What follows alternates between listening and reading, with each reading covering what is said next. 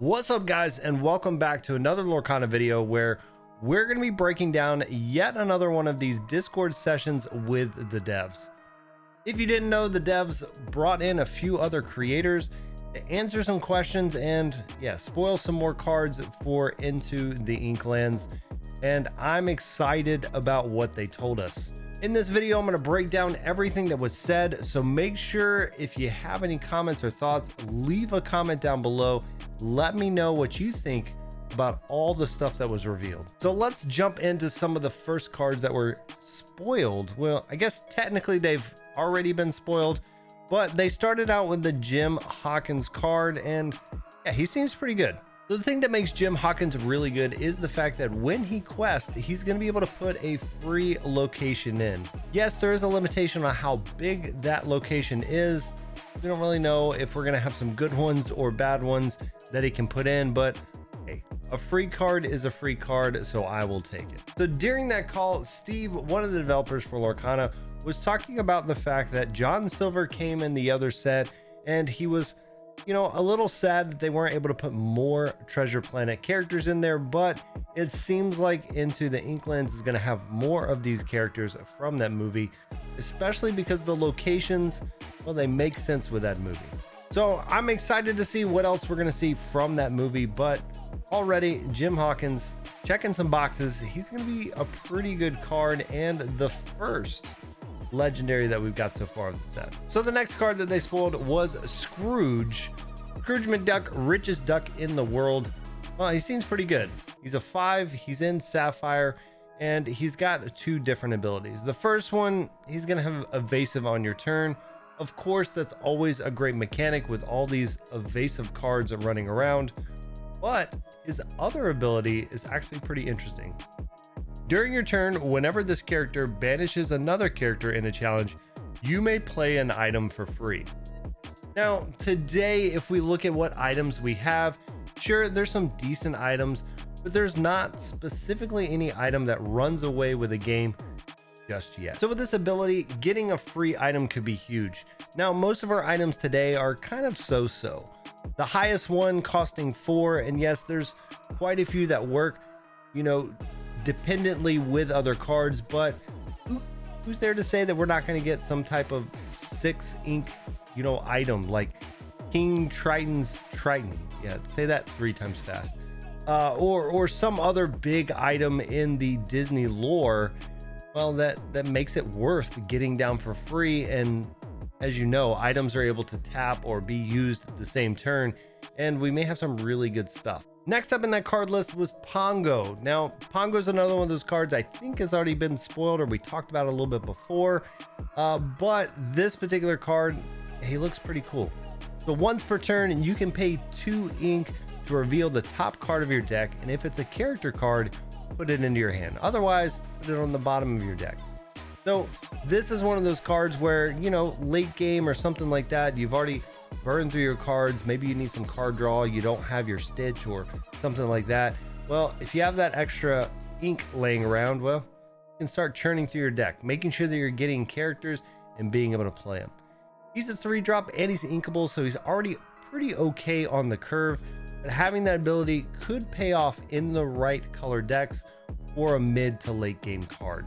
And speaking of puppies, well, we got something new. We've got puppies.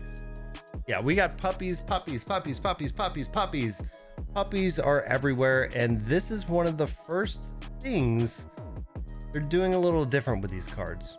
Sure, we have Enchanted giving us alternate art, but now we have a card that has 5 different alternate arts. And of course that makes sense because Dalmatian Puppy Tail Wagger, well, you're allowed to have 99 of these in your deck.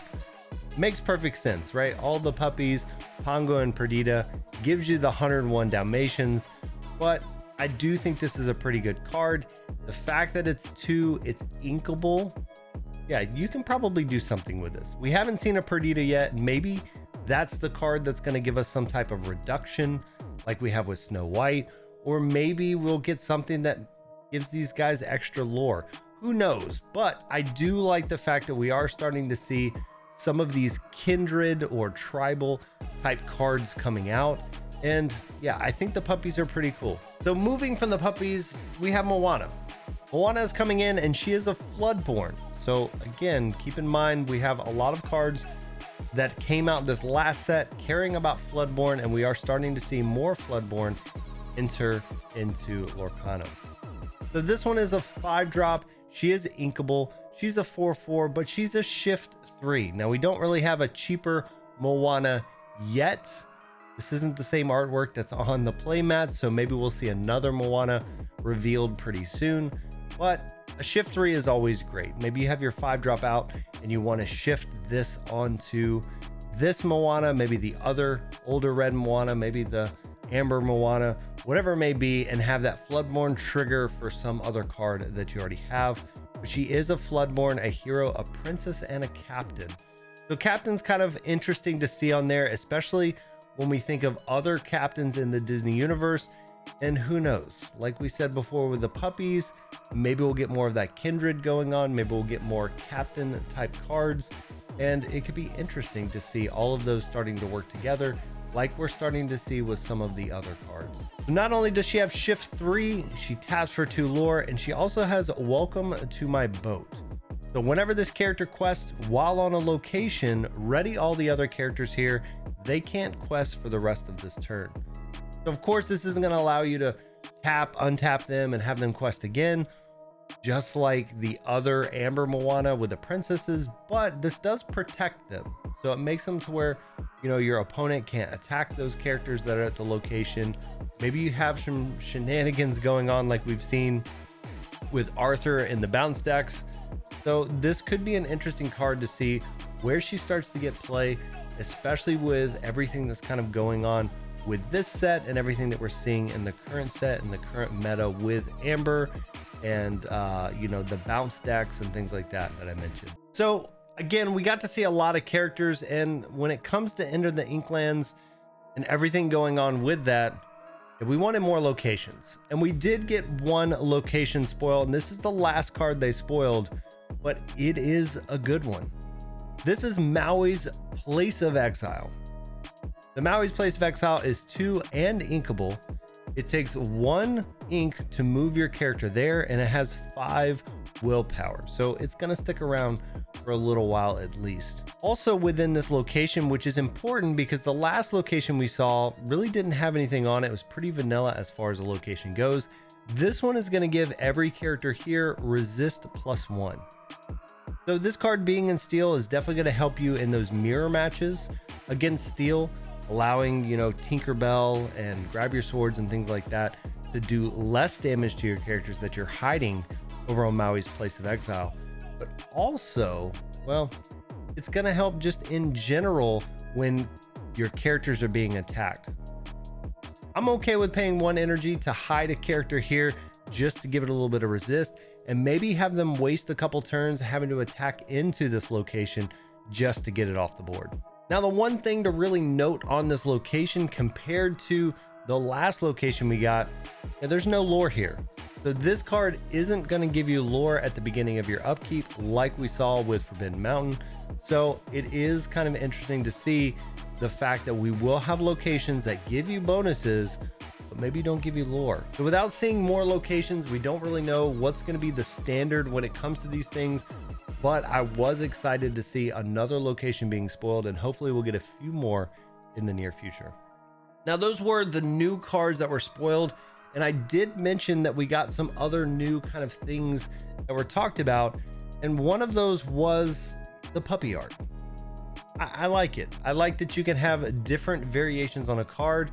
Well, and another thing that was said that maybe people missed was Jim Hawkins. So going back to that card, I know it's floating around Twitter and X and all of that with the whole frame break. If you come from Marvel Snap, you know all about it.